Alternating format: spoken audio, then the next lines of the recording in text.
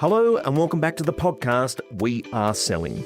Today, we're going to have a look at being smart with your money, what you need to know, and all the mistakes that many of us make who generate so much income, but what is left over becomes very important.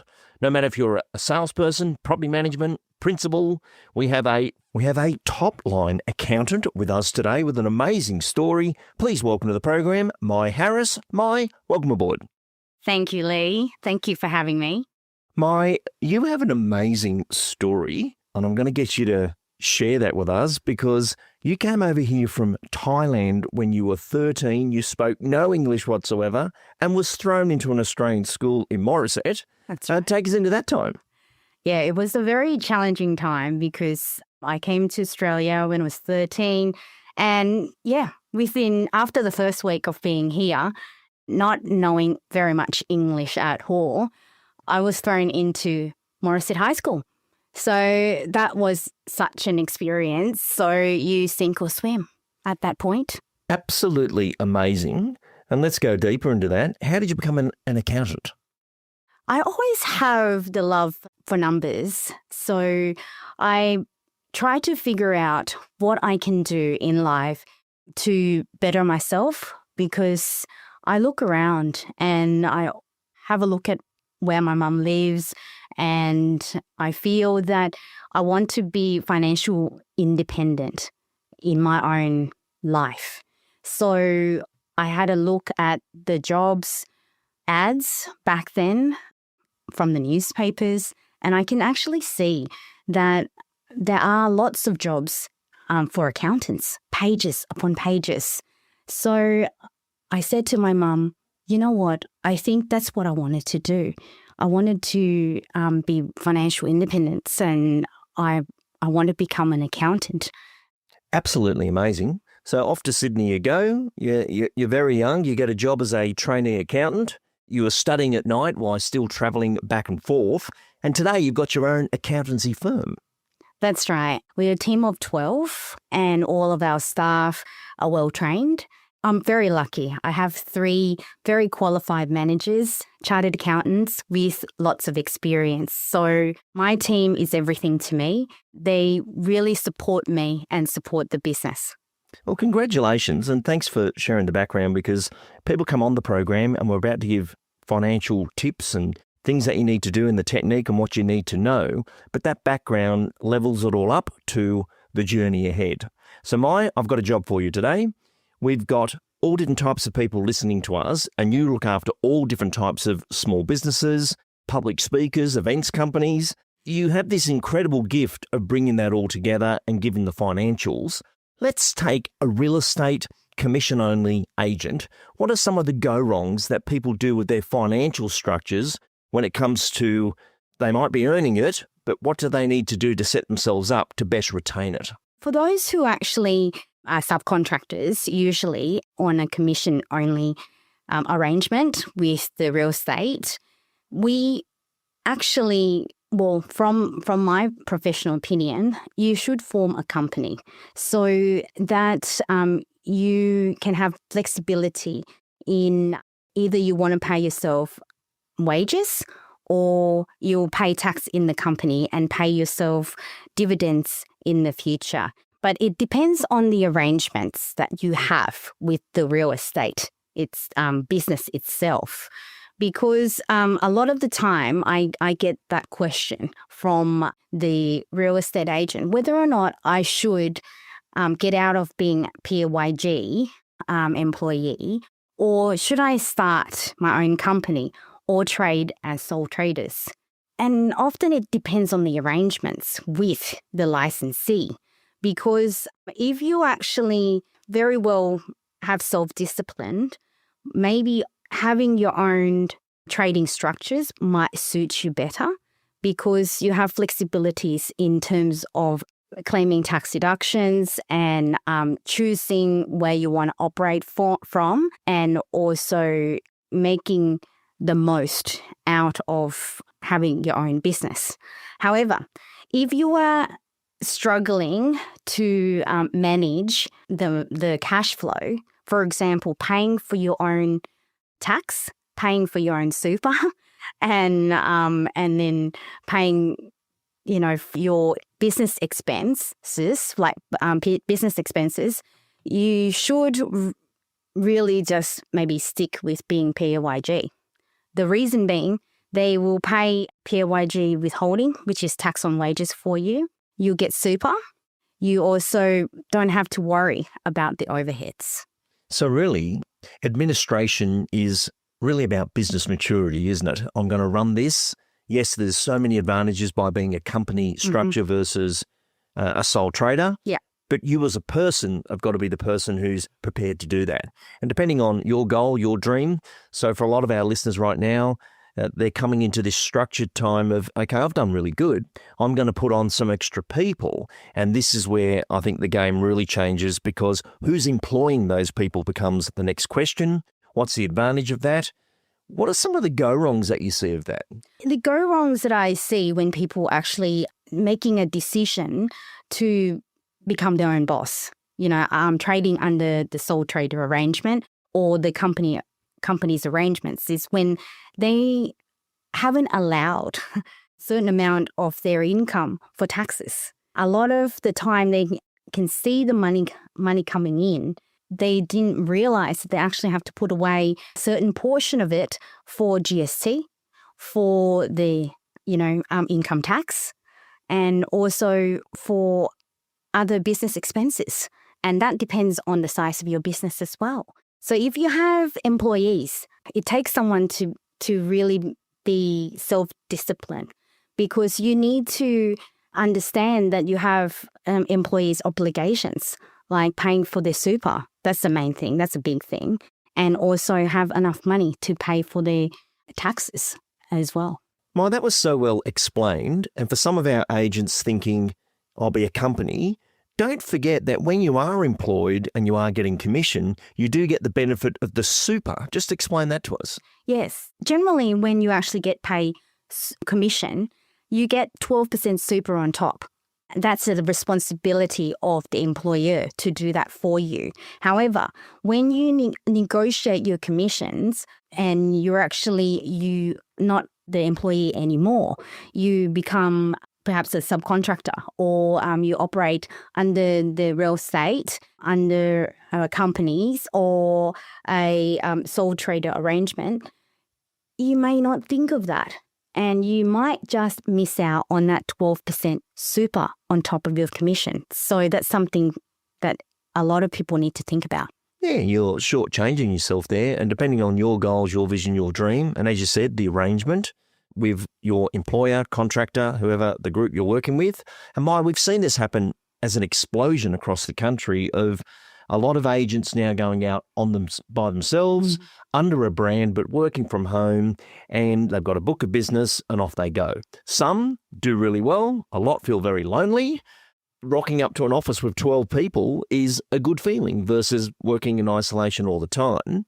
But for most small businesses, would you agree the challenge starts in the beginning of there's no budgeting or reporting at all? We're just going to go hard. The commissions come in. The amount of agents who've rung me at times to say, I've got a 180 grand tax bill and I don't know where I'm going to get it from, is exactly what you were saying. It's not being compartmentalised out into the fees have come in. So in this financial structures, a lot of agents will look at the full commission and say it's mine, versus wouldn't they be better off to say, I'm going to take a salary in the company as someone would, and then I'm going to put money away for marketing, I'm going to put money away for tax, and what's left over at the end of the quarter, month, whatever, I can then decide upon if I'm going to pay myself a bonus at that point. But you can't just take it all.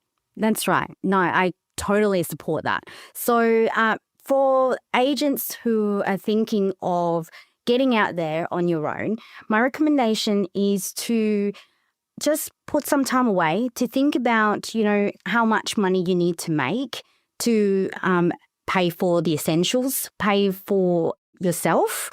Take it almost like, what is the minimum wage that you can take? And then also have a look at budgeting. That's the key. Put away, the figures that you require to pay for the business operating costs.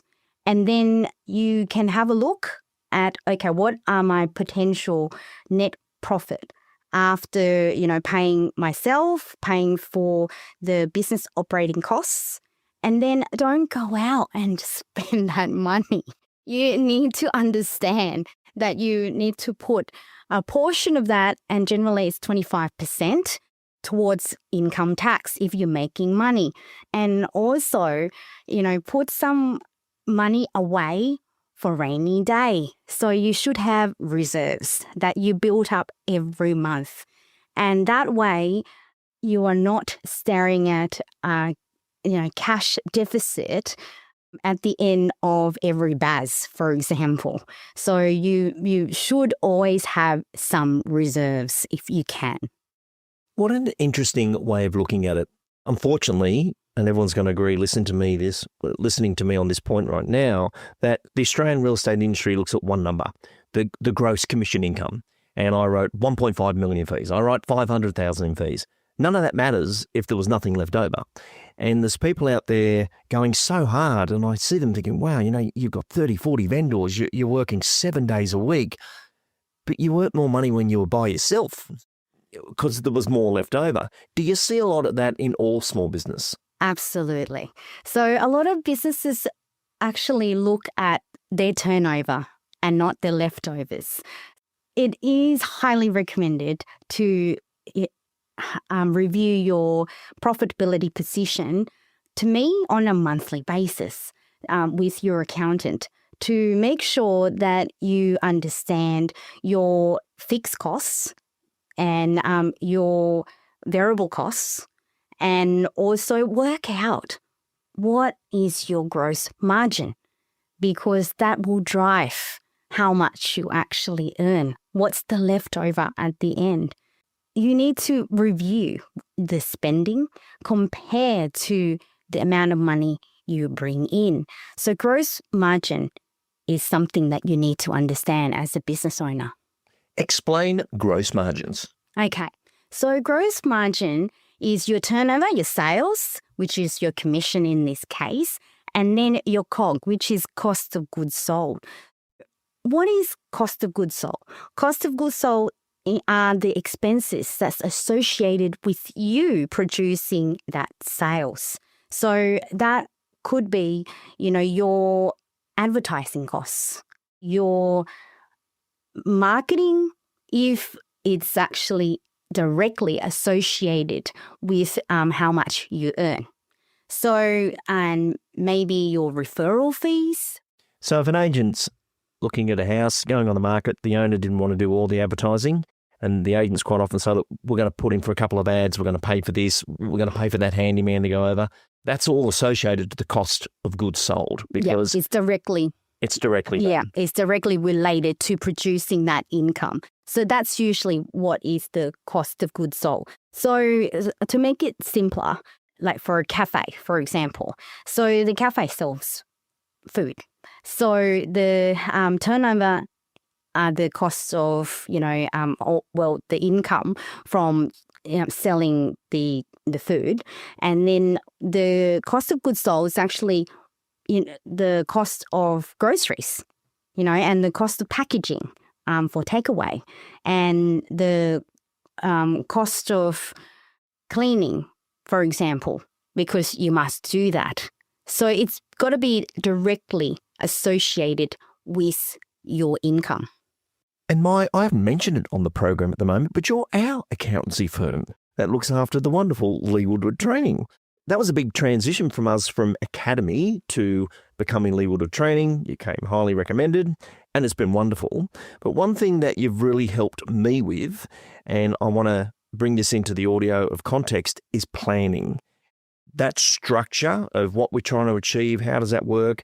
Take us into what a business owner or a leader of an effective business unit, a little mini team, what planning should they be bringing in place? To start off with, it's January now, and I really believe that every business owners need to actually sit down and do an annual planning. So an annual planning should consist of, what you want to actually achieve this year in terms of net profits. And then you can break it down to a monthly net profit target show it to your team. Communicate that to your team so they're actually on the same page with you.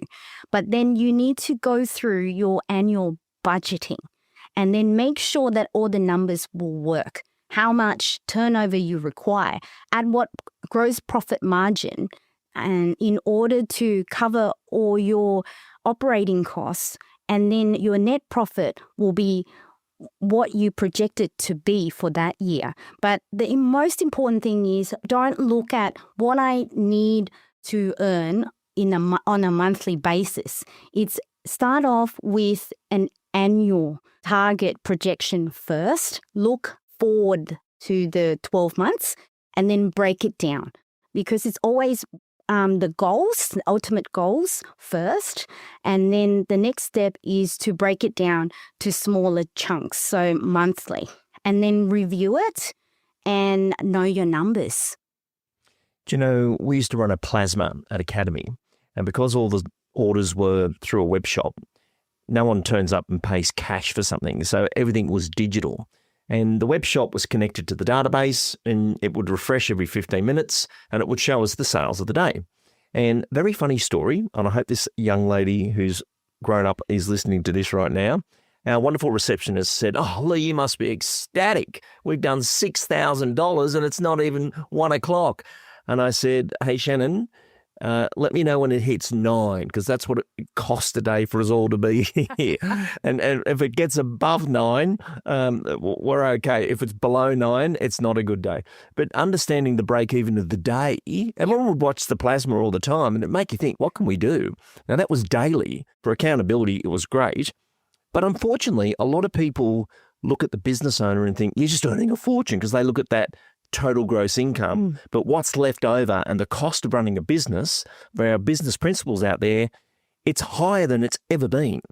And yet we're seeing people say, I want bigger commission suites and so forth. And there's just so much happens now with the tech stack, all the communication tools we're using, all the social media accounts. Like the tech stack is way more than rent of all these tools we're using across all small business. What are you seeing there? I've seen it all the time. Where the business owners are actually quite frustrated. They're expressing themselves that, look at, the employees are looking at the turnover, but they don't realize that it actually costs X amount of dollars to actually run a business day to day. And I believe that it might be the case where they haven't been educated. Your team, haven't been communicated to. Well, the transparency of how much it costs to be here. And that's right. And I think that might be an important factor that a lot of business owners don't want to share that kind of information. But it might just provide them with the understanding that they need, so that they're not trying to hit you up for more and more and more, because they understand that, you have to actually run a business at a profit in order to have the reserve that you need to actually pay for the liabilities like super, taxes, and also unforeseen business expenses. If you actually don't communicate that, you're going to continue to experience that frustration when your team members just having a look at high turnover and just hit you up for more. Yeah, it's like having a superstar player at a soccer club who believes they are the best and the reason the club's winning. But that doesn't mean you should go and start your own soccer club, because being part of a team is being part of a team. And for all our principals out there, it's never been tougher than it is right now to be in business, medium-sized, large-sized, small business. And for anyone who works in the business, have an understanding of that, because it is. It can be a very dark time when things aren't going to plan. There's a change in market, COVID hit. These things have impact. Let's progress forward. Let's say we've got our structures right. We've done our budgeting. We now have decided which business lane we're going to be in based on our personality. And we've actually earned some money. And one thing you've done incredibly well, separate to being an accountant and having an accountancy firm, is you passionately believe in property, and you've built a very good, solid property portfolio. What's your advice in there of all these people that work in the real estate space, but they don't actually buy back in real estate? Well, my advice is, you got to start somewhere. Start with one. And a lot of people have this crazy dream that they want to have such a massive property portfolio. Some just go, I just want 10 and 20. Well, then you need to look at your cash flow. You don't want to bleed all your cash flow. And then if something goes wrong, for example, you have 5 rental properties and they're all negative gearing, that means you actually have to top up every month. So if you have 5, that's a lot of money. So will you be able to, top up the loan repayments? Or, if you don't have a renter for 1 or 2 of your rental properties, well, you're going to go down pretty quickly. So to me, you're just going to have to plan this ahead rather than just go, I'm just going to go for it. So best that if you actually own a property yourself, like your personal home, and it has equity in it, my suggestion would be have a look at your borrowing capacity and then have a look at your equity. And if it all goes well, your mortgage broker actually advise you on how much you can actually borrow for an investment property, and you have enough equity, enough cash flow to support any deficits, well, then go for it. Start. And then have a look at the market. You're in the market anyway, so you can see, the ups and downs of the real estate market. And when it actually goes up, or you can actually get the market valuation done every couple of years, there will be more equity there. So borrow from the equity that you have and buy another one. Or don't be afraid of just cash up, your investment to buy a better one that would give you a better rate of return.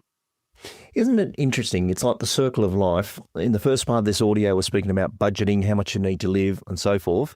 And we've got a lot of senior agents that listen to this program due to time of industry, and they're coming up to their retirement age where they're thinking, okay, I'm going to hang up the boots. I'm not selling real estate anymore. How much money do I need to live becomes the next question. And if your own home has been paid out, how do you even approach answering that question? Or what do you see people having to do that well? Well, to do that well, you kind of need, different nest eggs. So if your home's paid off, you don't really need the cash that you're making. Perhaps make super contributions and just review how much you can make as a maximum super contribution for the year. Your accountant should be able to tell you that. And then also, if you're actually in your 40s and your 50s, it might be a good idea for you to review how much you have in your super fund. So, because once you actually retire, and we all hope to retire at, the age of 60 and start working then. So the good news is when you actually have a lot of money in your super and you turn 60, you can actually retire. And what happened at retirement? You can your preservation age is 60. So what does it mean? It means that you can actually access your super benefits. And if you have a self-managed super fund, for example, yes, that's quite easy as well. So if you have a strategy to build a portfolio, it might be a good idea to do it under your self-managed super fund so that you can actually inject super into your own super and pay off the debt or extend your investments in your own self-managed super fund that way. That will accelerate your nest eggs by far. That's, to me, that's the fastest way to grow wealth. What an excellent explanation. And obviously you have us structured in that way. And self-managed super, I'm amazed how many people don't know about it, haven't investigated it. But if you want to start buying properties, a self-managed super fund, and you're allowed 4 members of your super fund, so it could be husband and wife, children, it could be 2 other business partners, that gives you an amazing control over that wealth. Final questions for you. How do you define financial success? Financial success is very different to a lot of people. And it's not about amount that you have. It's about amount that makes you have the ability to enjoy life the way you want it to be. So main thing is about live comfortably, being able to do whatever you wanted to do when you retire, whatever you want to do in life, really. There's no limitations there. Financial success is when you're not making compromises. And to me, it doesn't have to be a lot of money, but it needs to make you feel fulfilled and satisfied with your life, with what you have. That, to me, is financial success. My brother, who's not that old, has retired very early. And I was with him the other day and I said, "What are you enjoying most about retirement?" He said, "No schedule. I don't need to be somewhere at appointment after meeting, after Zoom, after this, after that. Each day," and that was his measurement of success, that I don't actually have to be anywhere. I can take every day as I wish. If I want to take off on a plane tomorrow, I can. If I want to stay here, whatever. But that choice is quite amazing. Now, Mai, just before we wrap up, you have a very passionate goal that you're going to fulfill in the next year, 2 years. We'll see how long this takes. And when you're explaining this to me, I just think it was such a valuable part of who you are and what you do. Take us into your passion of what you want to do.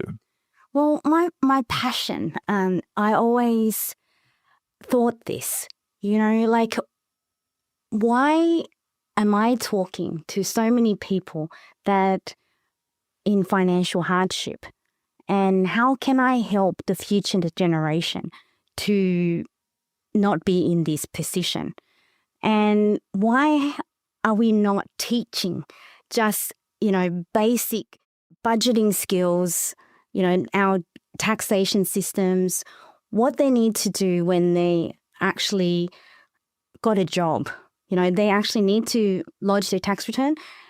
To me, it's not actually the parents' job to educate their children about these things because, let's face it, a lot of them are struggling to understand that part themselves.